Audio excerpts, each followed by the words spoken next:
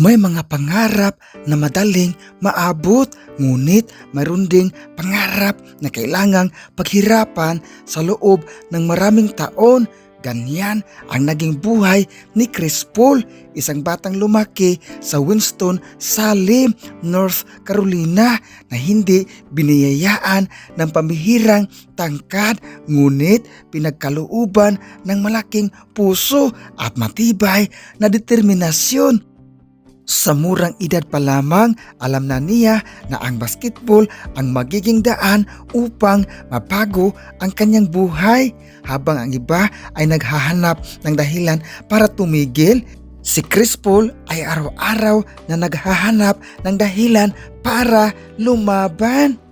Isa sa pinakamabigat na pagsubok na kanyang hinarap ay ang pagkawala ng kanyang pinakamamahal na lolo na si Nathaniel Jones. Ang sakit ng pagkawala ay halos sumira sa kanyang puso. Ngunit sa halip na sumuko mga idol, ginawa niya itong inspirasyon. Sa isang laro sa high school, alam ba ninyo, umiscore siya ng 61 puntos bilang alay sa kanyang yumaong lolo. Bawat puntos ay may kasamang luha, pangungulila at pangakong hindi niya hahayaang mamatay. Ang pangarap ng kanilang pinagsaluhan. Mula noon mga idol, natutunan niya ang tunay na lakas ay hindi nasusukat sa katawan kundi sa tibay ng puso at determinasyon. Alam ba ninyo mga idol, noong 2005 sa NBA draft, napili si Chris Paul bilang ika-4 na overall pick ng New Orleans Hornets. Marami ang nagduda kung kaya ba niyang manguna sa NBA team. Ngunit agad niyang pinatunayan na mali ang lahat ng nag-alinlangan sa kanya. Sa bawat kupunan ng kanyang nilaro, New Orleans Hornets, Los Angeles Clippers, Houston Rockets, Oklahoma City Thunder, Phoenix Suns, Golden State Warriors at Spurs, dala niya ang liderato, talino at disiplina. Hindi siya ang pinakamalakas, ngunit isa siya sa pinakamatalino at pinakamatatag na point guard sa kasaysayan ng NBA. Ngunit sa kabila ng kanyang husay, may isang pangarap na paulit-ulit na lumayo sa kanya, ang kampiyonato mga idol.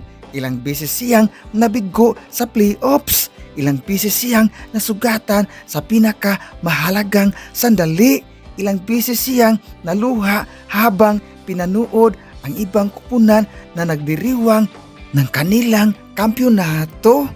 Alam ba ninyo mga idol, noong 2021, inakala ng marami na iyon na ang kaniyang pinakahihintay na pagkakataon nang dalhin ang Phoenix Suns sa NBA Finals. Ngunit muli siyang nabigo.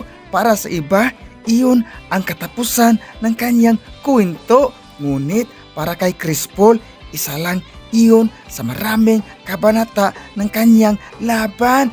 Kahit walang kampyonato si Chris Paul mga idol, hindi siya tumigil. Patuloy siyang nagsanay, patuloy siyang naging leader at patuloy niyang itinuro sa mga mas batang malalaro ang tamang paraan ng paglalaro at pamumuno. Ipinakita niya na ang tunay na sukatan ng isang atleta ay hindi lamang ang dami ng tropiyo, kundi ang kakayahang bumangon sa bawat pagkatalo. Ang bawat kabiguan ay hindi naging dahilan para sumuko, kundi naging paalala na ang laban ay hindi natatapos hanggat may lakas pang lumalaban. Ang kasaysayan ni Chris Paul mga idol ay kwento ng isang mandirigmang hindi kailanman sumuko. Maaring hindi niya nakuha ang kampyonato na matagal niyang pinangarap, ngunit nakuha niya ang respeto sa buong mundo. Ang kanyang pangalan ay naging simbolo ng atleta, disiplina at walang sawang pagbangon. Kaya mga idol, tandaan natin ang aral mula kay Chris Paul.